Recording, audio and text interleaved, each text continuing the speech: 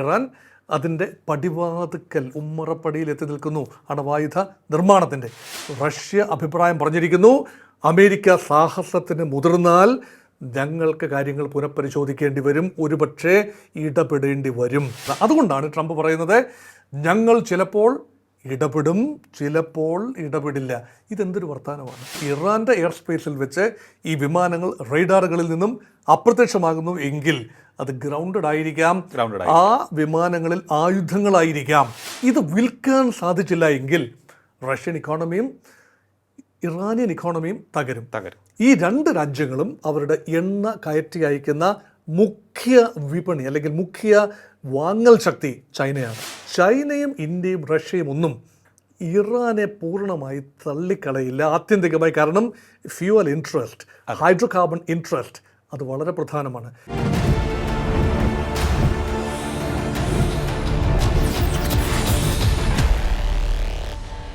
നമസ്കാരം, ടോക്കിംഗ് പോയിന്റിലേക്ക് സ്വാഗതം. ഇസ്രായേൽ ഇറാൻ സംഘർഷം നിർണായക ഘട്ടത്തിലെത്തിയിരിക്കുകയാണ്. ഏറ്റവും ഞെട്ടിപ്പിക്കുന്നൊരു കാര്യം അമേരിക്കയുടെ ഭാഗത്ത് നിന്ന്, കൃത്യമായി പറഞ്ഞാൽ വൈറ്റ് ഹൗസ് പ്രസ് സെക്രട്ടറി പറഞ്ഞിരിക്കുന്നത് ഇറാന് ഏത് നിമിഷം വേണമെങ്കിലും ആണവ ആയുധം നിർമ്മിക്കാനുള്ള കപ്പാസിറ്റി ആയിരിക്കുന്നു എന്ന്. ഖമേനിയുടെ ഭാഗത്ത് നിന്ന് ഉത്തരവുണ്ടായാൽ ഏതാനും ആഴ്ചകൾക്കുള്ളിൽ അവർക്ക് ആണവായുധ നിർമ്മാണം പൂർത്തിയാക്കാൻ സാധിക്കുമെന്ന്. മറ്റൊരു വശം നോക്കുമ്പോൾ അമേരിക്ക എപ്പോൾ വേണമെങ്കിലും ഈ സൈനിക നടപടിയിൽ പങ്കുചേരാനുള്ള സാധ്യത തെളിഞ്ഞു വന്നിരിക്കുകയാണ്. അത് വൈറ്റ് ഹൗസിൻ്റെ ഭാഗത്ത് നിന്നാണ് അറിഞ്ഞിരിക്കുന്നത്. എപ്പോൾ വേണമെങ്കിലും അമേരിക്ക ആക്രമിക്കാം ഇറാനെ. എന്നാൽ റഷ്യ പറയുന്നു അത്തരത്തിൽ ഒരു അവിവേകത്തിന് അമേരിക്ക മുതിരരുത് എന്ന്. വേറൊരു കോണിൽ നിന്ന് നമുക്ക് കേൾക്കാൻ സാധിക്കുന്നത് ചൈനയിൽ നിന്നും 3 വിമാനങ്ങൾ നിറയെ ആയുധങ്ങൾ അല്ലെങ്കിൽ യുദ്ധസാമഗ്രികൾ ഇറാനിലേക്ക് എത്തിയിരിക്കുന്നു എന്ന്. മറ്റൊന്ന്, കഴിഞ്ഞ ദിവസം നമ്മൾ പറഞ്ഞ പാകിസ്ഥാൻ്റെ പങ്ക് സംബന്ധിച്ച് ഇക്കാര്യങ്ങളെല്ലാം തന്നെ ആകെ ഈ വിഷയത്തെ സങ്കീർണമാക്കിയിരിക്കുകയാണ്, ആശങ്കാജനകമാക്കിയിരിക്കുകയാണ്. ലോകം ഉറ്റുനോക്കുകയാണ്. ഓരോ രാജ്യങ്ങളും ഓരോ കൂട്ടായ്മകളും ഈ വിഷയത്തിൽ ഇനി വരുന്ന ദിവസങ്ങളിലെടുക്കുന്ന തീരുമാനം എന്തായിരിക്കും എന്ന് നമുക്ക് പരിശോധിക്കാം. ഇതിൻ്റെ വിവിധ വശങ്ങൾ. നമ്മോടൊപ്പം ചേരുന്നു വിദേശകാര്യ വിദഗ്ധൻ ഡോക്ടർ മോഹൻ വർഗീസ്. നമസ്കാരം സർ, ടോക്കിംഗ് പോയിന്റിലേക്ക് സ്വാഗതം. ആദ്യം തന്നെ ആണവായുധ നിർമ്മാണം അല്ലെങ്കിൽ ആണവായുധ രാജ്യമായി മാറുവാനുള്ള ഇറാൻ്റെ പുറപ്പാട്, അതാണ് ഈ വിഷയങ്ങളിലേക്ക് എത്തിയിരിക്കുന്നത്. ഇപ്പോൾ വന്നിരിക്കുകയാണ് ഇറാൻ ഏതാനും ആഴ്ചകൾക്കകം അവർ ആഗ്രഹിക്കുകയാണെങ്കിൽ ആണവായുധം നിർമ്മിക്കും എന്ന്. എത്രത്തോളം നമുക്ക് ഇതിനെ വിശ്വാസയോഗ്യം എന്ന് പറയാൻ സാധിക്കും? കാരണം അമേരിക്കയാണ് പറഞ്ഞിരിക്കുന്നത്. എങ്ങനെയാണ് ഈ വിഷയത്തെ കാണുന്നത്? ഒരു രാജ്യം ആണവ സാങ്കേതികവിദ്യ ആർജിക്കുന്നതിൽ തെറ്റില്ല, പക്ഷേ വെപ്പണൈസേഷനിലേക്ക് നീങ്ങുന്നുവോ എന്നത് സർട്ടിഫൈ ചെയ്യേണ്ടതും അത് ലോകത്തിന് മുന്നിൽ വെളിപ്പെടുത്തേണ്ടതും ഇൻ്റർനാഷണൽ ആറ്റോമിക് എനർജി ഏജൻസിയാണ്. അവരുടെ ഇൻസ്പെക്ഷൻ, ഇറാൻ ഒരു NPT സിഗ്നറ്ററി ആണ് എന്ന് ഓർക്കണം. നോൺ പ്രൊളിഫറേഷൻ ട്രീറ്റി ഒപ്പുവെച്ച രാജ്യമാണ്. അങ്ങനെയെങ്കിൽ IAEAയുടെ നിയന്ത്രണം, നിരീക്ഷണം, ആ സംവിധാനങ്ങളെല്ലാം തന്നെ അതിനോട് കോഓപ്പറേറ്റ് ചെയ്യേണ്ടതാണ്. ഇറാൻ പൂർണ്ണമായി സഹകരിക്കുന്നില്ല എന്ന ഒരു സംസാരം IAEA കേന്ദ്രങ്ങളിൽ നിന്നുണ്ടായി. പക്ഷേ IAEAയുടെ ഏറ്റവും അവസാനത്തെ ഒരു വെളിപ്പെടുത്തൽ എന്ന് പറയുന്നത് ആണവ സമ്പുഷ്ടീകരണം നടക്കുന്നുണ്ട് എങ്കിലും ആണവായുധ നിർമ്മാണത്തിലേക്ക് ഇറാൻ എത്തി എന്ന ഒരു നിഗമനത്തിലല്ല IAEA എത്തിയിരിക്കുന്നത്. പക്ഷെ നമുക്കറിയാം സമ്പുഷ്ടീകരണം എന്നത് ഒരു 4-5% എങ്കിൽ അത് വൈദ്യുതി നിർമ്മാണത്തിനാണ്. 60% കൃത്യമായി സമ്പുഷ്ടീകരിച്ചിരിക്കുന്നു. അത് 90-ൽ എത്തിക്കഴിഞ്ഞാൽ പിന്നെ വെപ്പണൈസേഷൻ എന്നത് മാത്രമാണ്. ഇത് എന്തിനു വേണ്ടിയാണെന്നുള്ളതാണ്. ഇത് ഡിറ്ററൻസിന് വേണ്ടിയാണോ അതോ ഒഫൻസീവ് കേപ്പബിലിറ്റിയാണോ? രണ്ട് രീതിയിലാണ് സാങ്കേതികവിദ്യ ഉപയോഗിക്കാം, ആയുധങ്ങളെ ഉപയോഗിക്കാം. കൈവശമുണ്ട് എങ്കിൽ മറ്റ് രാജ്യങ്ങൾ ആ രാജ്യത്തിനെതിരെ സാഹസത്തിന് മുതിരില്ല. അതാണ് ഡിറ്ററൻസ്, ഡിഫൻസ്. അല്ല എങ്കിൽ മറ്റൊരു രാജ്യത്തെ ഫിനിഷ് ചെയ്യുന്നതിന് വേണ്ടിയാണോ, ഇസ്രയേലിനെ ഫിനിഷ് ചെയ്യാൻ വേണ്ടിയാണോ, അതോ ആ മേഖലയിലെ വലിയ ശക്തിയായി ഒരു ഹെഗിമണായി മാറാൻ വേണ്ടിയാണോ? ഇത് നിർവചിക്കാൻ ബുദ്ധിമുട്ടാണ്. അമേരിക്കയുടെ നിർവചനം എത്തുന്നത് ത്രഷ് ഹോൾഡ് പവർ എന്ന നിലയിലാണ്. ഇറാൻ അതിൻ്റെ പടിവാതുക്കൽ ഉമ്മറപ്പടിയിൽ എത്തി നിൽക്കുന്നു അണവായുധ നിർമ്മാണത്തിൻ്റെ. അങ്ങനെയെങ്കിൽ എന്ത് വിധേനയും ഇറാൻ്റെ ആ ഒരു കേപ്പബിലിറ്റി നശിപ്പിക്കുക.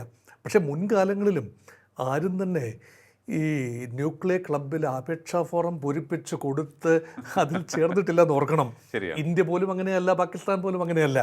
ഇന്ത്യ NPT-യിലെ സിഗ്നറ്ററി അല്ല, കാരണം പാകിസ്ഥാൻ NPT-യിലെ സിഗ്നറ്ററി അല്ല.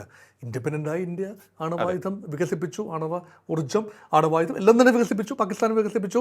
അപ്പോൾ ന്യൂക്ലിയർ ക്ലബിലേക്ക് അൺഇൻവൈറ്റഡായി എൻറ്റർ ചെയ്യുകയാണ്. നോർത്ത് കൊറിയ അങ്ങനെ തന്നെയാണ്, ഇസ്രായേൽ അങ്ങനെയാണ്. ഇസ്രായേൽ NPT സിഗ്നറ്ററി അല്ല, നോർത്ത് കൊറിയ അല്ല.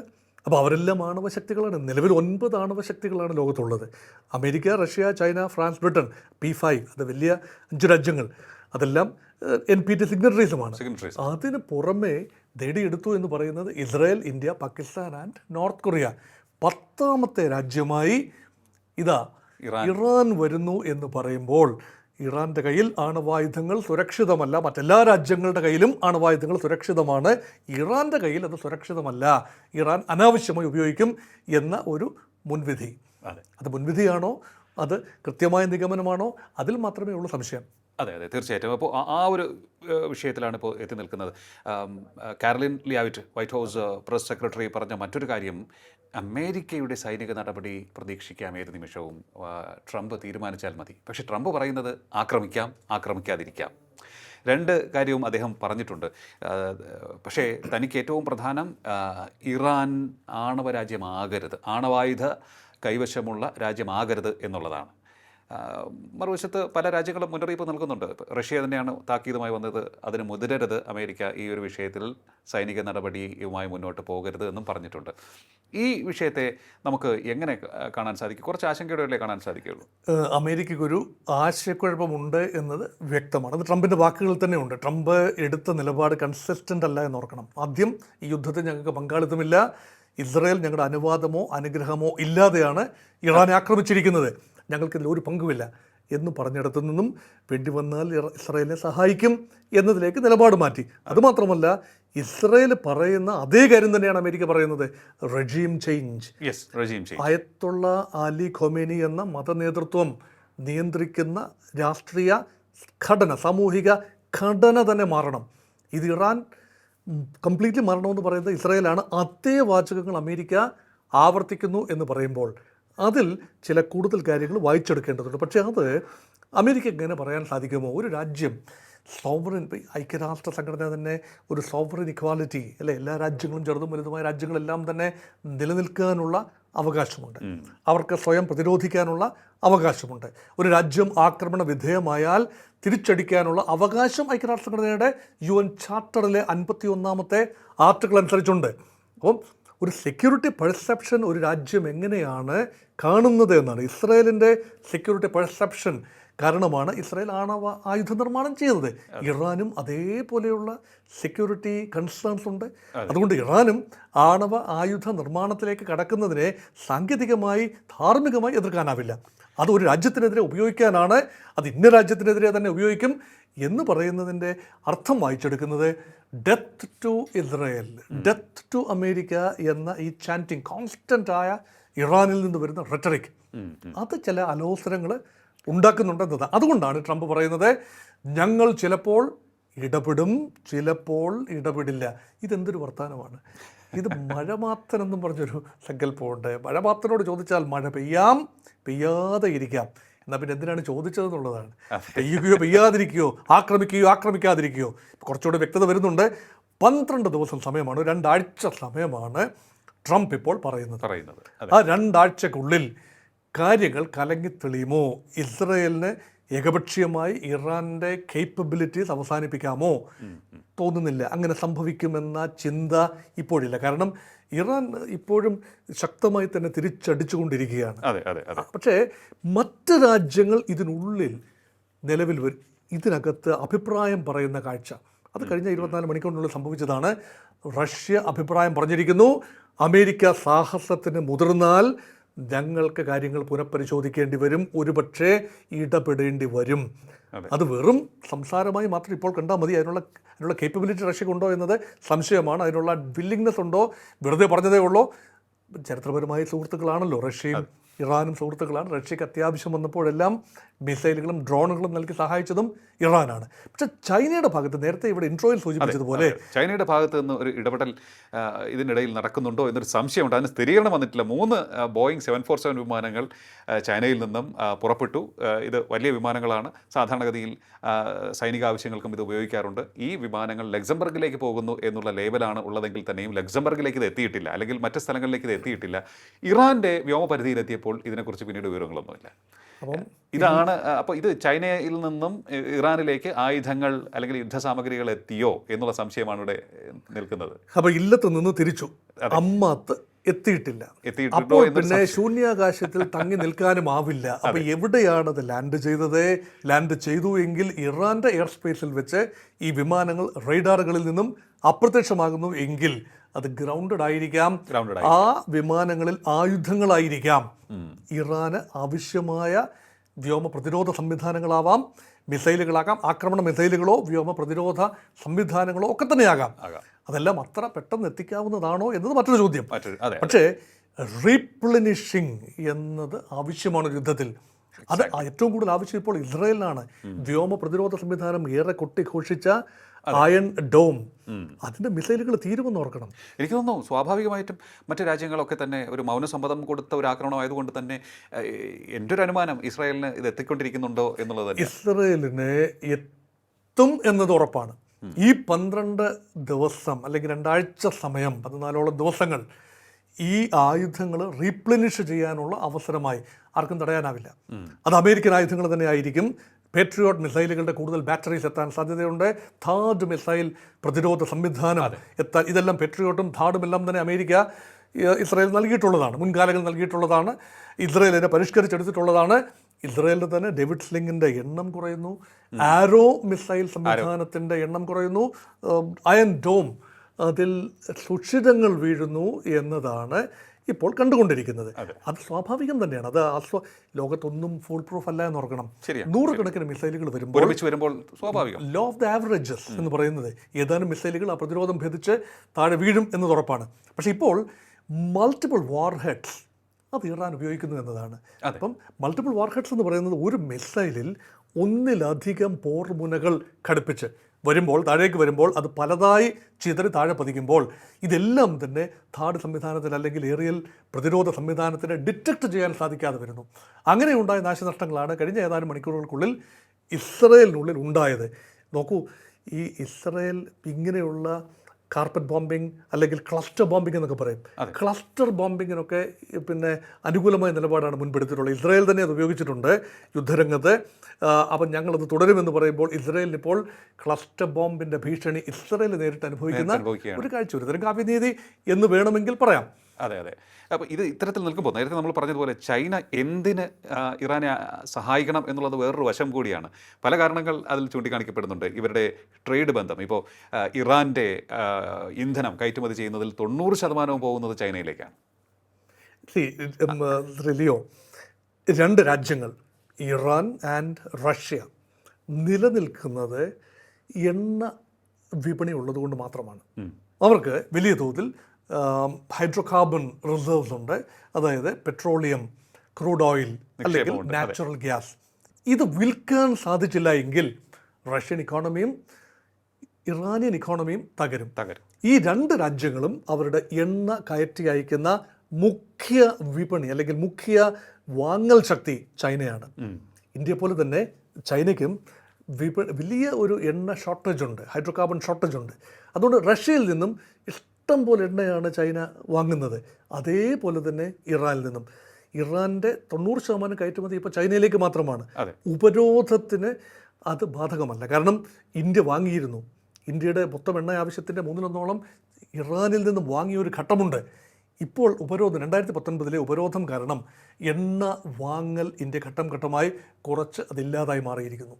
പക്ഷേ എണ്ണ വാങ്ങുന്നതിന് ഇന്ത്യ എതിരല്ല. കാരണം റഷ്യയിൽ നിന്ന് എണ്ണ വാങ്ങുന്നുണ്ട്. ഇത്രയും ഉപരോധം ഉണ്ടായെങ്കിൽ പോലും അമേരിക്കൻ ഭീഷണി മറികടന്നുകൊണ്ട്, ഉപരോധങ്ങൾ മറികടന്നുകൊണ്ട് ഇന്ത്യ റഷ്യയിൽ നിന്നും ലാഭകരമായി എണ്ണ വാങ്ങുന്നു. അത് മാത്രമല്ല റൂബിൾ ടേംസിലാണ് കച്ചവടമെന്ന് ഓർക്കണം. അമേരിക്കൻ ഡോളർ അധിഷ്ഠിത വ്യാപാരമല്ല എന്നുകൂടി ഓർക്കണം. ഇതൊക്കെ ഇന്ത്യക്ക് അനുകൂലമായ കാര്യങ്ങളാണ്. അതുകൊണ്ട് ചൈനയും ഇന്ത്യയും റഷ്യയും ഒന്നും ഇറാനെ പൂർണ്ണമായി തള്ളിക്കളയില്ല ആത്യന്തികമായി. കാരണം fuel interest, hydro carbon interest അത് വളരെ പ്രധാനമാണ്. ഇസ്രായേലോട് ഇന്ത്യക്ക് ബന്ധമുണ്ട്, ഇറാനോടും ബന്ധമുണ്ട്, സമദൂരം പാലിക്കുന്നു എന്നൊക്കെ പൊതുവെ പറയുമ്പോഴും വ്യാപാരപരമായി വാണിജ്യപരമായി എണ്ണ ഇറക്കുമതിയുമായി ബന്ധപ്പെട്ട് ഇറാനിൽ സ്ഥിതിഗതികൾ നോർമലാകണമെന്ന് ഇന്ത്യ ആഗ്രഹിക്കുന്നു. അത് മാത്രമല്ല, ചബഹാർ തുറമുഖത്തിൽ ഇറാനിലാണ്. ഇന്ത്യയുടെ വലിയൊരു ഡ്രീം പ്രോജക്റ്റാണ് ഇറാൻ്റെ ഉള്ളിൽ, ഇറാൻ തെക്കൻ പ്രദേശത്ത് ചബഹാറിലൂടെ മധ്യ ഏഷ്യയിലേക്ക്, കസാക്കിസ്ഥാനിലേക്കും ഉസ്ബെക്കിസ്ഥാൻ, തജിക്കിസ്ഥാൻ, തർക്ക്മേനിസ്ഥാൻ, കിർഗിസ്ഥാൻ, ഇവിടെ എല്ലാം തന്നെ വലിയ വാതക ഫീൽഡുകളുണ്ട്. അവിടുന്ന് പ്രകൃതിവാതകം ഉൾപ്പെടെ റൂട്ട് ചെയ്യാനുള്ള സൗകര്യത്തിനായി ഇന്ത്യയും ഇറാനും സഹകരിച്ച് ചെയ്ത പ്രോജക്റ്റാണ്. ഇറാനിലൊരു ഭരണമാറ്റം ഉണ്ടായാൽ ചബഹാറിൻ്റെ ഭാവി തുലാസിലാകും. അപ്പം അമേരിക്കൻ അനുകൂല അല്ലെങ്കിൽ ഇസ്രായേൽ അനുകൂല ഒരു ഭരണകൂടം പുതിയതായി ഇറാനിൽ വന്നാൽ ഇൻഡോ ഇറാനിയൻ റിലേഷൻസിൻ്റെ ഭാവി, പ്രത്യേകിച്ച് ഈ ഇക്കണോമിക് ഇൻവെസ്റ്റ്മെൻറ്റിൻ്റെ ഭാവി അത് അവതാളത്തിലാകും. ചൈനയ്ക്കും വലിയ കൺസേൺ ഉണ്ട്. കാരണം ചൈനയും വലിയ തോതിൽ പാകിസ്ഥാനിലും ഇറാനിലും ഒക്കെ മുതൽ മുടക്കിയിട്ടുണ്ടെന്ന് ഓർക്കണം. പാകിസ്ഥാനിൽ മാത്രമല്ല, ഇറാനിലും മുതൽ മുടക്കിയിട്ടുണ്ട്. അപ്പം ചൈനയ്ക്ക് ഇറാൻ്റെ സ്ഥിതിഗതികൾ സൂക്ഷ്മമായി നിരീക്ഷിച്ചെങ്കിലേ പറ്റൂ റഷ്യയ്ക്കും ചൈനയ്ക്കും. അധികം അഭിപ്രായമൊന്നും ചൈന സമീപകാലത്ത് പറഞ്ഞിട്ടില്ല എന്നത് സത്യമാണ്. കാരണം അവർക്ക് അവരുടേതായ കുറേ ആഭ്യന്തര പ്രശ്നങ്ങളുണ്ട്. ഇപ്പോൾ വൺ ചൈൽഡ് പോളിസി കാരണം ചൈനയുടെ ഡെവലപ്മെൻറ്റ് വലിയ രീതിയിൽ ഭാവിയിൽ അട്ടിമറിക്കപ്പെടുമെന്നൊരു ഭീതിയുണ്ട്. കാരണം അവിടെ ജനസംഖ്യ വളർച്ച ഒരു പ്രൊഡക്റ്റീവ് ഏജിൽ ഇനി അധികം കാലം ഉണ്ടാവില്ല. കാരണം ഇന്ത്യക്കത് ഡെമോഗ്രാഫിക് ഡിവിഡൻറ്റ് വളരെ ആരോഗ്യപരമാണ്. ചൈനയ്ക്കത് അങ്ങനെയല്ല. ജനസംഖ്യ ഉണ്ട്, പക്ഷേ ഈ വൺ ചൈൽഡ്, ഒരു കുട്ടിയെ പാടുള്ളൂ എന്ന് പറയുമ്പോൾ എണ്ണം വളരെ പെട്ടെന്ന് കുറയുകയാണ്. അപ്പോൾ പ്രൊഡക്റ്റീവ് ഏജിലുള്ള ജനസംഖ്യ കുറഞ്ഞു വരുമ്പോൾ ആകമാന സമ്മർദ്ദം ഉള്ളാലെയുണ്ട്. അതിപ്പോൾ പരിഹരിച്ചു വരുന്നു. അതിനിടയ്ക്ക് ഇപ്പോൾ ഊർജ്ജ പ്രതിസന്ധി കൂടി ചൈന നേരിട്ടാൽ, അതുപോലെ ഇറാനിൽ ഭരണമാറ്റമുണ്ടായാൽ ഇറാനിൽ നിന്ന് സുഗമമായ എണ്ണ ഒഴുക്ക് ചൈനയിലേക്ക് ഉണ്ടാവില്ല. ചൈന അത് ആഗ്രഹിക്കുന്നില്ല. അതുകൊണ്ടാണ് ചൈന ഒരുപക്ഷെ ആത്യന്തികമായി ഇറാനെ സംരക്ഷിച്ച് നിർത്തേണ്ടതും തങ്ങളുടെ സ്വാധീന വലയത്തിൽ നിർത്തേണ്ടതും ചൈനയുടെ കൂടെ ആവശ്യമാണ്. ഇവിടെയാണ് മറ്റൊരു ചോദ്യം ഞാൻ ചോദിക്കാൻ വന്നത്. ഖാർഗ് ഐലൻഡിൽ നിന്നാണ്, ഇറാൻ്റെ ഖാർഗ് ഐലൻഡിൽ നിന്നാണ് ടാങ്കറുകൾ ലോഡ് ചെയ്ത് പോകുന്നത്. അവിടെ ടാർഗറ്റ് ചെയ്തിട്ടില്ല. ഇപ്പോൾ ഇത്തരത്തിലുള്ള എണ്ണശാലകൾ ടാർഗറ്റ് ചെയ്തിട്ടില്ല ഇസ്രായേൽ. അമേരിക്കയുടെ താല്പര്യം, ഇസ്രായേലിൻ്റെ താല്പര്യം, രണ്ടുപേരും സുഹൃത്തുക്കൾ. മറുവശത്തേക്ക് നോക്കുമ്പോൾ ചൈന നിൽക്കുന്നു. ചൈനയിലേക്ക് പോകുന്ന ഈ ഇന്ധനത്തിൻ്റെ ഖാർഗ് ഐലൻഡിനെ ടാർഗറ്റ് ചെയ്യാനുള്ള സാധ്യതയുണ്ടോ ഇസ്രായേൽ എന്നുള്ളതാണ് എൻ്റെ അടുത്ത ചോദ്യം. കാരണം എവിടെ വേണമെങ്കിലും പ്രിസൈസായി അറ്റാക്ക് ചെയ്യാനായിട്ട് ഇസ്രായേലിന് സാധിക്കും. അങ്ങനെയെങ്കിൽ ഈ ഖാർഗ് ഐലൻഡ് ഇതുവരെയും ആക്രമിക്കാതിരിക്കുന്നത് എന്തുകൊണ്ടായിരിക്കാം? ഈ ഒരു യുദ്ധമുണ്ടാകുമ്പോൾ ശത്രുവിൻ്റെ സാമ്പത്തിക സ്രോതസ്സുകളാണ് പലപ്പോഴും ആക്രമണ വിധേയമാകുന്നത്. കരയിലെ പല കേന്ദ്രങ്ങളും, എണ്ണ ഉത്പാദക സംഭരണ കേന്ദ്രങ്ങൾ ഇറാനിൽ ആക്രമണ വിധേയമായി കഴിഞ്ഞു. പക്ഷേ പേർഷ്യൻ ഗൾഫ് മേഖലയിലെ വലിയ ചില കേന്ദ്രങ്ങൾ, ചില ദ്വീപുകൾ അത് ആക്രമണ വിധേയമായിട്ടില്ല. കാരണം പേർഷ്യൻ ഗൾഫിനെ യുദ്ധത്തിലേക്ക്, എന്ന് പറഞ്ഞാൽ പേർഷ്യൻ ഗൾഫ് എന്ന് പറയുന്നത് ഇറാൻ്റെ തൊട്ട് തെക്ക് സ്ഥിതി ചെയ്യുന്ന കടലിടുക്കാണ്. സ്ട്രൈറ്റ് ഓഫ് ഹോർമൂസ് കടലിടുക്കിലൂടെ അകത്തേക്ക് കടന്നു വന്ന് ഇറാന് മാത്രമല്ല സൗദി അറേബ്യയുടെയും UAEയുടെയും ഖത്തറിൻ്റെയും ഒമാൻ്റെയും കുവൈത്തിൻ്റെ പോലും എണ്ണ പുറം ലോകത്തെത്തണമെങ്കിൽ സ്ട്രൈറ്റ് ഓഫ് ഹോർമൂസ് കടന്നു പോകണം. ഈ സ്ട്രൈറ്റ് ഓഫ് ഹോർമൂസ് ഇറാൻ്റെയും ഒമാൻ്റെയും ഇടയ്ക്ക് ഇങ്ങനെ തള്ളി നിൽക്കുന്ന, ഒമാനിൽ നിന്ന് ഇറാനിലേക്ക് ഇങ്ങനെ തള്ളി നിൽക്കുന്ന ഒരു ഭാഗമാണ്. ചെറിയൊരു കടലിടുക്കാണ്. അവിടെ നിയന്ത്രിക്കുന്നത് ഇറാനാണ്. ശക്തമായ ഇറാനിയൻ നേവിയുണ്ട്. ഇപ്പോൾ നാവിക യുദ്ധത്തിലേക്ക് പ്രവേശിച്ചിട്ടില്ല എന്ന് ഓർക്കണം. ഇപ്പോൾ എല്ലാം തന്നെ ഏറിയൽ സൂപ്പർവസിക്ക് വേണ്ടിയുള്ള ബൊമ്പാർഡ്മെൻ്റാണ്. യുദ്ധമെന്ന് പറയുമ്പോൾ, പൂർണ്ണ യുദ്ധമെന്ന് പറയുമ്പോൾ കര, നാവിക, വ്യോമസേനകൾ ഒരുപോലെ പങ്കെടുക്കുന്നതാണ് യുദ്ധം. കരയുദ്ധം തുടങ്ങിയിട്ടില്ല, തുടങ്ങുമെന്ന പ്രതീതി പോലുമില്ല. ഇറാനെ ഒരു കരയുദ്ധത്തിൽ പൂർണ്ണമായി ഒരു രാജ്യത്തിനും പരാജയപ്പെടുത്താനാവില്ല. കാരണം ചരിത്രപരമായി പരാജയപ്പെടുത്തിയിട്ടില്ല. അലക്സാണ്ടറുടെ പടയോട്ടം നടന്നപ്പോൾ ഇറാൻ്റെ മണ്ണിലൂടെ കിഴക്കോട്ട് പാകിസ്ഥാൻ പ്രദേശം വരെ, ഇന്ത്യ വരെ അലക്സാണ്ടറുടെ സൈന്യങ്ങൾ വന്നു. ശരിയാണ്, അത് പടയോട്ടമാണ്. അവിടെ കീഴടക്കി വെക്കാനൊന്നും സാധിച്ചിട്ടില്ല. മറ്റൊരു രാജ്യത്തിൻ്റെ എംപയറിൻ്റെ ഭാഗമായി ഇറാൻ ഒരിക്കലും ഇരുന്നിട്ടുമില്ല.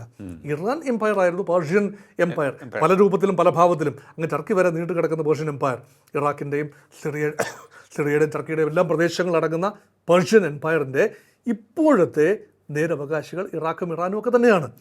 അവിടെ ഇറാനെ തന്നെയാണ് പരമ്പരാഗതമായ പേർഷ്യ എന്ന് വിളിക്കുന്നത്. അപ്പോൾ ആ ഒരു രാജ്യത്തിൻ്റെ ശക്തി സ്രോതസ് ശ്രീലിയോ പറഞ്ഞ എണ്ണ തന്നെയാണ്. അതിൽ നിന്ന് കിട്ടുന്ന പണമാണ് ഈ ആണവ സമ്പുഷ്ടീകരണത്തിനൊക്കെ ഉപയോഗിക്കുന്നത്. അതുകൊണ്ട് ഊർജ ഉത്പാദനത്തിന് വേണ്ടി അല്ല ഈ ആണവ ഇന്ധനം സമ്പുഷ്ടീകരിക്കുന്നത് എന്നത് കൃത്യമായി ലോകത്തിനറിയാം, ഇറാൻ എന്തു പറഞ്ഞാലും. അതെ, ഇനിയിപ്പോൾ ഇവരുടെ അടുത്ത ടാർഗറ്റ് ഈ എണ്ണ സപ്ലൈ ചെയിൻ, ഇറാനിൽ നിന്നുള്ള എണ്ണ സപ്ലൈ തടയാൻ വേണ്ടി ആയിരിക്കുമോ? കാരണം അങ്ങനെ വരുമ്പോൾ ചൈനയ്ക്ക് എണ്ണ കിട്ടില്ല, ചൈനയ്ക്ക് ഇവരോടുള്ള പ്രതിബദ്ധത കുറയും, ചൈന വീണ്ടും സൗദിയെയും യു എയും ഒക്കെ ആശ്രയിക്കേണ്ടി വരും. അങ്ങനെ ഒരു ഈ സപ്ലൈ ചെയിൻ കട്ട് ചെയ്യാനുള്ള മാർഗമുണ്ടോ? അത് സാധ്യമല്ല. അത് പൂർണ്ണമായി സാധ്യമല്ല. കാരണം ഇറാന് 2 കടലുകളുണ്ട്. നമ്മൾ ഈ ഫോക്കസ് ചെയ്യുന്ന മുഴുവൻ പേർഷ്യൻ ഗൾഫ് എന്ന തെക്കൻ കടലാണ്. ഹോർമൂസ് കടന്ന് ഇന്ത്യ മഹാസമുദ്രത്തിലൂടെ ഇന്ത്യയെ ചുറ്റി വളഞ്ഞ് ചൈനയിലേക്ക്, മലാക്ക സ്ട്രേറ്റ് കടന്ന് ചൈനയിലേക്ക് എണ്ണ കപ്പലുകൾ പോകണം. അത് കടൽ മാർഗമുള്ള ഗതാഗതമാണ്. പക്ഷേ there is an alternate route which is a more strenuous route, but there is an alternate route. അത് കാസ്പിയൻ സീ ആണ്. ഇറാൻ്റെ വടക്കുള്ള ഭൂപടത്തിൽ നോക്കിയാൽ നമുക്കറിയാം, ഇറാൻ്റെ വടക്കൊരു വലിയ കടലുണ്ട്, കാസ്പിയൻ കടൽ. അവിടെ അസർബൈജാൻ, അർമീനിയ, അതുപോലെ സെൻട്രൽ ഏഷ്യൻ രാജ്യങ്ങൾ. അവിടുത്തെ കുറച്ചുകൂടെ കിഴക്കോട്ട് പോയി കഴിഞ്ഞാൽ ചൈനയാണ്, വടക്കോട്ട് പോയി കഴിഞ്ഞാൽ റഷ്യയാണ്.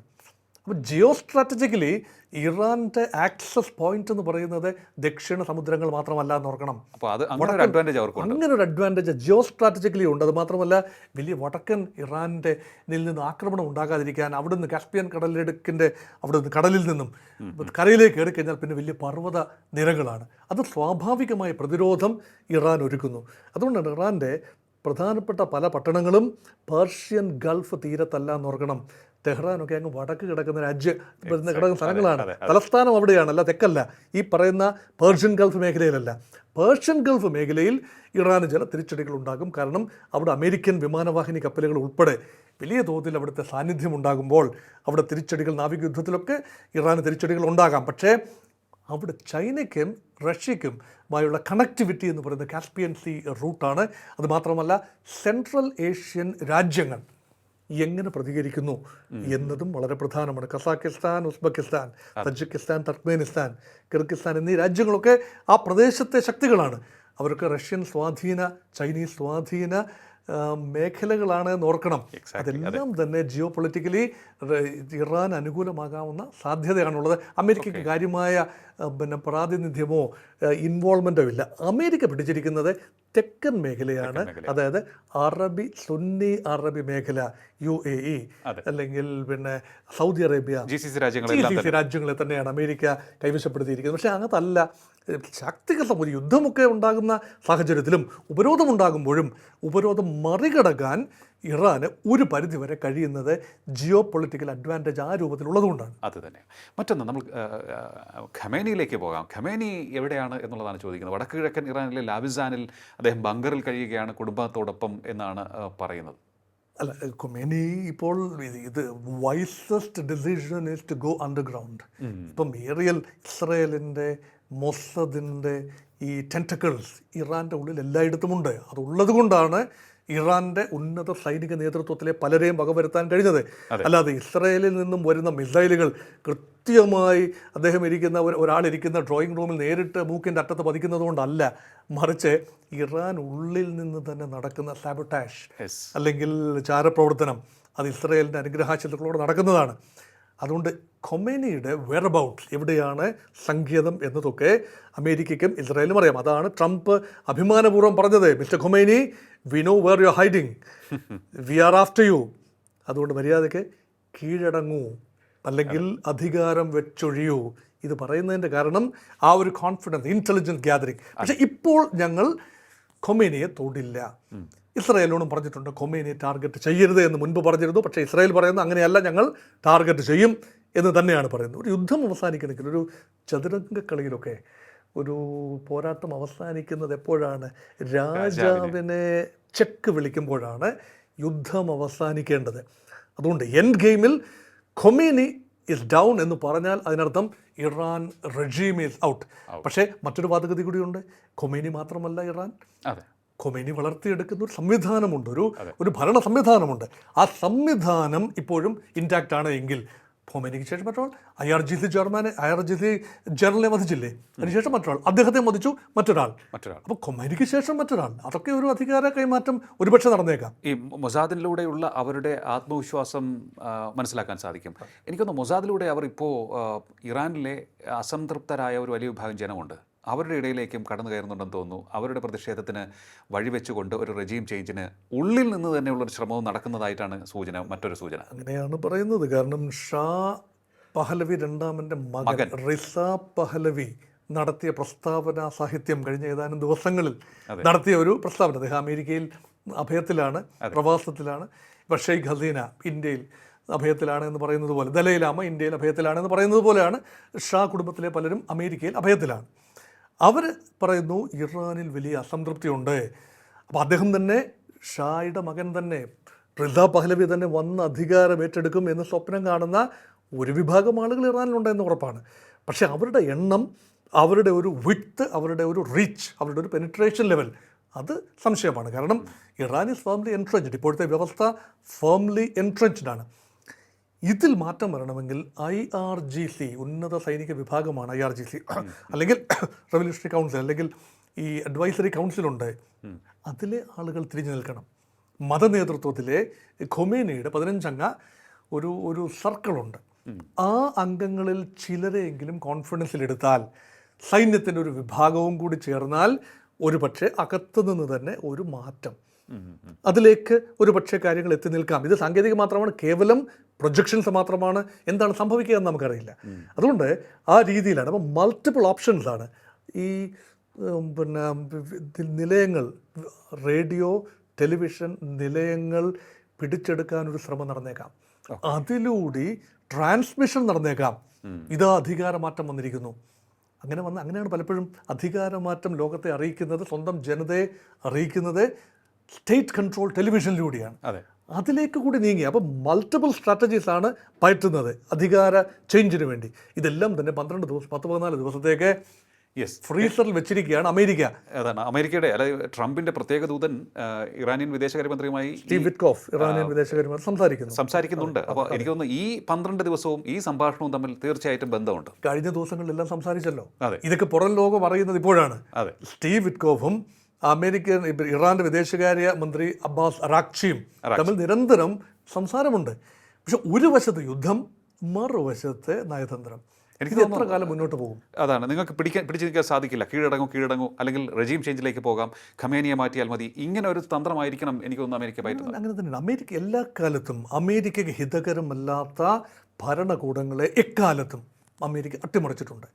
മറ്റ് ഇടങ്ങളിലെല്ലാം അട്ടിമറി സാമാന്യം സുഗമമായിരുന്നു. കാരണം ഇറാഖിൽ സദ്ദാം ഹുസൈൻ എന്ന വൺ ലീഡർ, അദ്ദേഹം ഒരു ഏകാധിപതിയാണ്, ജനറലാണ്, സൈനിക political leadership convergence one hand called Saddam Hussein. അദ്ദേഹത്തെ പുറത്താക്കുന്നതിലൂടെ ഇറാനിൽ ഭരണമാറ്റം സാധ്യമാകും. കേണൽ ഗദ്ദാഫി എന്ന വലിയ നേതാവിനെ പുറത്താക്കുന്നതിലൂടെ ലിബിയയിൽ ഭരണമാറ്റം സാധ്യമാകും. ഹോസ്നി മുബാറക്കിനെ പുറത്താക്കുന്നതിലൂടെ ഈജിപ്തിൽ സാധ്യമാകും. അതുപോലെയല്ല ഇറാൻ അയത്തുള്ള അലി ഖൊമേനിയാണ് എന്ന് പറയുമ്പോഴും അദ്ദേഹം മാത്രമല്ല, ഒരു സംവിധാനമാണ്. ആ സംവിധാനത്തിൻ്റെ എസ്റ്റാബ്ലിഷ്മെൻറ്റ് തലപ്പത്ത് മാത്രമാണ് അയത്തുള്ള അലി ഖൊമേനി. അപ്പോൾ ഒരു കൂട്ടമാണ്, ഒരു ഒളിഗാർക്കിയാണെന്ന് വേണമെങ്കിൽ പറയാം. സദ്ദാം ഹുസൈൻ ആ ഒരു ഒളിഗാർക്കി ഉണ്ടായിരുന്നില്ല. ഈ ഒളിഗാർക്കിയെ തകർക്കുന്നതിന് സ്വല്പം ബുദ്ധിമുട്ടാണ്. അത് മാത്രമല്ല, ചരിത്രപരമായി ഇറാനെ ഒരു വൈദേശിക ശക്തിയും പൂർണ്ണമായി കീഴടക്കിയിട്ടില്ല. അങ്ങനെയെങ്കിൽ 1980-നും 88-നും ഇടയിൽ നടന്ന ഇറാഖ് യുദ്ധം, അന്നത്തെ സദ്ദാം ഹുസൈൻ അമേരിക്കയുടെ പിന്തുണ ലഭിച്ചിരുന്ന നേതാവാണ്. അറബ് രാജ്യങ്ങളുടെ എല്ലാം തന്നെ പിന്തുണ ഇറാഖിനായിരുന്നു, സദ്ദാം ഹുസൈനായിരുന്നു. സദ്ദാം ഹുസൈനെ ഇറാനെ പരാജയപ്പെടുത്താനാവില്ലല്ലോ. അവർ 8 വർഷത്തോളം 80-88 കാലത്ത് ഉഗ്രമായി പോരാടി നിന്നു എന്നുകൂടി ഓർക്കണം. അപ്പോൾ ഇറാൻ ഒരു പോരാട്ട ചരിത്രമുണ്ട്. ഇപ്പോൾ പാരഡൈം മാറിയിരിക്കുന്നു, ലോക വ്യവസ്ഥ മാറിയിരിക്കുന്നു. കോൾഡ് വാർ ഇറ അല്ല എന്നോർക്കണം. ഇപ്പോൾ ഏതാണ്ട് ഒരു മൾട്ടിപോളാർ വേൾഡാണ്. ഈ ബഹുധ്രുവ സംവിധാനത്തിൽ നിന്നുകൊണ്ടാണ് അമേരിക്കയുടെ മേധാവിത്വത്തെ നമ്മൾ കാണുന്നത്. ചൈനയും റഷ്യയും എല്ലാം മാറി നിൽക്കുന്നു. പക്ഷേ ഇപ്പോൾ കഴിഞ്ഞ 2-3 ദിവസത്തിനുള്ളിൽ സ്ഥിതിഗതികൾക്കൊരു മാറ്റമുണ്ട്. ഏർലി സൂചനയാണ് പഴയ ഒരു കോൾഡ് വാർ റെറ്ററിക്കിലേക്ക് ലോകം മാറുന്നുവോ, ഒരിക്കൽ കൂടി ബൈപോളാറിസം, ഇരുധ്രുവ സംവിധാനത്തിലേക്ക് മാറുന്നുവോ, അതിന് ഇറാൻ ഇസ്രായേൽ പോരാട്ടം ഒരു കാറ്റലിസ്റ്റായി മാറുന്നുണ്ടോ, ഇറാന് അനുകൂലമായി ചൈന, റഷ്യ, ചില രാജ്യങ്ങൾ, കൊറിയ, നോർത്ത് കൊറിയ, അമേരിക്കയ്ക്ക് അല്ല ഇസ്രായേലിന് അനുകൂലമായി അമേരിക്കയും സ്വാഭാവികമായി യൂറോപ്പിലെ സഖ്യ രാജ്യങ്ങളും മറ്റ് രാജ്യങ്ങൾ മനസ്സില്ലാ മനസ്സോടെ റീഗ്രൂപ്പ് ചെയ്യുന്ന ഒരു പുതിയ ലോകക്രമത്തിലേക്ക് ഈ യുദ്ധം കൊണ്ടെത്തിക്കുമോ? അതാണ് ഏറ്റവും പ്രധാനപ്പെട്ട ചോദ്യം. എനിക്കൊന്ന് നിർണായകമായ ഒരു യോഗം ഉടനെ തന്നെ നടക്കുന്നുണ്ട്. യൂറോപ്യൻ രാജ്യങ്ങളുടെ യോഗം നടക്കുന്നുണ്ട്. അതും അവിടെയും ഈ ഒരു സുപ്രധാനമായ തീരുമാനമെടുക്കുമായിരിക്കണം. ഈ 12 ദിവസം എന്ന് പറയുന്നത് ട്രംപ് പറഞ്ഞത് എനിക്കൊന്ന് ക്രൂഷ്യലാണെന്ന് തോന്നുന്നു. ഈ ഇറാൻ ഇസ്രായേൽ വളരെ ക്രൂഷ്യലാണ്. ഈ ദിവസങ്ങൾക്കുള്ളിൽ ഇപ്പോൾ നടക്കുന്ന, ഈ രാത്രിയിൽ നടക്കുന്ന യോഗം, അതായത് അവിടുത്തെ യൂറോപ്യൻ സമയം പകൽ സമയം നടക്കുന്ന യോഗം, ജർമ്മനി, ഫ്രാൻസ്, ബ്രിട്ടൻ, ഈ 3 പ്രമുഖ രാജ്യങ്ങൾ നേരത്തെ ആണവ കരാറിലെ പങ്കാളികളാണെന്ന് ഓർക്കണം. റഷ്യയും ചൈനയും കൊണ്ടുണ്ട്, അവരെ മാറി നിൽക്കുന്നു. ഈ 3 രാജ്യങ്ങൾ അവരുടെ വിദേശകാര്യമന്ത്രിമാർ ഇറാൻ്റെ വിദേശകാര്യമന്ത്രി അബ്ബാസ് അരാക്ചിയുമായി ഏതാനും മണിക്കൂറുകൾക്കുള്ളിൽ ചർച്ച നടത്തുകയാണ്. ഒരു ഏർലി ധാരണ ഉണ്ടായേക്കാം. അത് സ്ഥിരീകരിക്കണമെങ്കിൽ അമേരിക്ക കൂടി പച്ചക്കൊടി കാട്ടിയെങ്കിൽ മാത്രമേ അവർക്ക് മുന്നോട്ട് പോകാനാവൂ. അതോടൊപ്പം തന്നെ യൂറോപ്യൻ രാജ്യങ്ങളുടെ പ്രതിനിധികൾ, മറ്റ് യൂറോപ്യൻ യൂണിയനിലെ രാജ്യങ്ങളുടെ വിദേശകാര്യമന്ത്രിമാരല്ല, പ്രതിനിധികൾ കൂടി പങ്കെടുക്കുന്നു. അതാണ് ഒരു നിർണായക നീക്കം ഇനി വരാറുള്ള മണിക്കൂറുകളിൽ. രണ്ടാമത്തെ നിർണായക നീക്കം ടർക്കിയുടെ ഭാഗത്തു നിന്നാണ്. എർദുഗാൻ പറഞ്ഞു ഞാൻ വില്ലിങ്ങാണ് സന്ധി സംഭാഷണം നടത്താൻ. പക്ഷേ ഇസ്രായേൽ അത് അംഗീകരിക്കില്ല. കാരണം ഇസ്രായേൽ വിരുദ്ധ നിലപാടെടുക്കുന്ന ഇറാനെ സഹായിക്കാനായി ഒരു മധ്യസ്ഥനെ ആവശ്യമില്ല. അത് റഷ്യയും ആവശ്യമില്ല, ഈ തുർക്കിയും ആവശ്യമില്ല. അങ്ങനെയെങ്കിൽ തുർക്കിയിൽ വെച്ചാണ്, ഇസ്താംബൂളിൽ വെച്ചാണ് OIC, organisation of Islamic countries, അപ്പോൾ ഇസ്ലാമിക് കോൺഫറൻസിൻ്റെ ഒരു മീറ്റിംഗ് ആണ്. അപ്പം ഓർഗനൈസേഷൻ ഓഫ് ഇസ്ലാമിക് കോഓപ്പറേഷൻ്റെ മീറ്റിംഗ് നടക്കുമ്പോൾ അവിടെ ഇസ്ലാമിക രാജ്യങ്ങളെല്ലാം തന്നെ ഒന്നിച്ചു വരും. അപ്പോൾ ഇസ്ലാമിക ലോകത്തെ ഐക്യം, അറബി മാത്രമല്ല, GCC മാത്രമല്ല, അറബ് ലീഗ് മാത്രമല്ല എന്നോർക്കണം. OICയുടെ മൂഡ് എന്താണ്? ഇറാൻ ഒരു ത്രെട്ട് ഫേസ് ചെയ്യുന്നു. One of the Muslim countries, ഇപ്പോഴും ട്രഡീഷണൽ വാല്യൂസ് നിലനിർത്തുന്ന ഒരു മുസ്ലിം രാജ്യം വലിയ ഭീഷണി, എക്സിസ്റ്റൻഷ്യൽ ക്രൈസിസ് ഫേസ് ചെയ്യുമ്പോൾ will they put up a united face? ഇത് വലിയ ചോദ്യമാണ്. എപ്പോഴും അമേരിക്കയ്ക്ക് ഒരു മേധാവിത്വം ലഭിച്ചത് ഈ മുസ്ലിം രാജ്യങ്ങളെ, പ്രത്യേകിച്ച് ഗൾഫ് രാജ്യങ്ങളെല്ലാം ചിതറിപ്പിച്ച് നിർത്തി, പരമാവധി അമേരിക്കയുടെ ഒപ്പം ചേർത്ത് നിർത്തി, ഇസ്രയേലിനെ അംഗീകരിക്കുന്ന അബ്രഹാമിക കരാറുകളിലൂടെ ഇസ്രയേലിനെ അംഗീകരിക്കുന്ന ഒരു മനോഭാവത്തിലേക്ക് മാറി. പക്ഷേ അറബി ജനത അങ്ങനെ ആകണമെന്നില്ല, ഇസ്ലാമിക ജനത അങ്ങനെ ആകണമെന്നില്ല. അപ്പം രാജ്യങ്ങൾ അത് ഔപചാരികതയ്ക്ക് വേണ്ടി, പ്രായോഗികതയ്ക്ക് വേണ്ടി അമേരിക്കയോടൊപ്പം നിൽക്കുന്നു. അപ്പം OIC എന്ത് നിലപാടാണ് പരസ്യമായി എടുക്കുക? അതോ യുദ്ധം വളരെ മ്ലേച്ഛമാണ്, അവസാനിപ്പിക്കണം എന്ന് എങ്ങും തൊടാതെ ഒരു അഴകുഴമ്പൻ പ്രസ്താവനയിലൂടെ അവർ പ്രത്യേകമായൊരു നിലപാട് എടുക്കാതെ മാറി നിൽക്കുമോ? അതും നോക്കേണ്ടതാണ്. ഒരു നിലപാടെടുത്താൽ തന്നെ സൈനികമായി ഇറാനെ സഹായിക്കാൻ ഇത് ഏതെങ്കിലും രാജ്യങ്ങൾക്ക് ത്രാണിയുണ്ടോ, തയ്യാറാവുമോ? ത്രാണിയുണ്ടോ, തയ്യാറാവുമോ? ത്രാണി ഉണ്ടെങ്കിൽ പോലും തയ്യാറാവുമോ? ഇതൊരു ആണവ രാജ്യം, ആണവമാണ്, വിഷയമാണവമാണ്. അമേരിക്ക ഒരു വശത്ത് നിൽക്കുന്നു. എങ്ങനെ വന്നാലും ട്രംപ് എന്തെല്ലാം പറഞ്ഞാലും നാളുകളിൽ അമേരിക്കയ്ക്ക് ഇസ്രായേലിനെ സഹായിക്കേണ്ടി വരും. തൽക്കാലത്തേക്ക് സെനറ്റേഴ്സിൻ്റെയൊക്കെ ഒരു അനുഗ്രഹാശംസകൾ നേടാൻ ട്രംപ് തന്നെ പറഞ്ഞു വെച്ച മേക്ക് അമേരിക്ക ഗ്രേറ്റ് അഗൈൻ, മാഗ എന്നൊക്കെ പറഞ്ഞു വെച്ചല്ലോ. അത് തിരുത്തി കുറിക്കുന്നതിന് ബുദ്ധിമുട്ടുണ്ട്. അതുകൊണ്ട് 1-2 ആഴ്ച കൊണ്ട് മനസ്സുകളെയൊക്കെ ഒന്ന് ഒതുക്കിയതിന് ശേഷം അദ്ദേഹം ഈ കോൺഗ്രസിൻ്റെ അനുമതി തേടുക. അമേരിക്കൻ കോൺഗ്രസിൻ്റെ അനുമതിയൊക്കെ ആത്യന്തികമായി ആവശ്യമുണ്ട്. പോസ്റ്റ് ഫാക്ടോ സാങ്ഷൻ മതിയാകും. പെട്ടെന്നൊരു യുദ്ധത്തിൽ ഏർപ്പെടണമെങ്കിൽ ഏർപ്പെടാം. പക്ഷേ കോൺഗ്രസ് അംഗങ്ങളെ, പ്രത്യേകിച്ച് സെനറ്റർമാരെ പിണക്കിക്കൊണ്ടൊരു തീരുമാനമെടുക്കാനാവില്ല. അതുകൊണ്ട് അമേരിക്കയ്ക്ക് ഉള്ളിലെ മൂഡ് ശരിയായി അസസ് ചെയ്യണം. എപ്പോഴും അമേരിക്കയെ തിരുത്തിയിട്ടുള്ളത് മറ്റുള്ളവരാരുമല്ല, ഉള്ളിൽ നിന്ന് തന്നെയാണ്. ചരിത്രപരമായി America is out and out democratic country. അപ്പോൾ make the world free for democracy, safe for democracy എന്ന മുദ്രാവാക്യം ശരിയാകണമെങ്കിൽ ഉള്ളിൽ ആ ജനാധിപത്യ ഘടനകളുടെ ആഘോഷമുണ്ടാകണം. അപ്പോൾ പ്രസിഡന്റിനോട് അരുത് കാട്ടാള എന്ന് പറയാനുള്ള ആർജവം പലപ്പോഴും അമേരിക്കൻ ജനത കാട്ടിയിട്ടുണ്ട്. അപ്പോൾ ട്രംപ് ഏകപക്ഷീയമായി നീങ്ങാമെന്ന് നമുക്ക് തോന്നാമെങ്കിലും അത്ര ലളിതമല്ല അമേരിക്കയ്ക്ക് ഉള്ളിലെ കാര്യങ്ങൾ. ശരിയാണ്. എന്തായാലും ഒന്ന് വ്യക്തമാണ്, ഈ രാത്രി മുതൽ അങ്ങോട്ട് 12 ദിവസം നിർണായകമാണ്.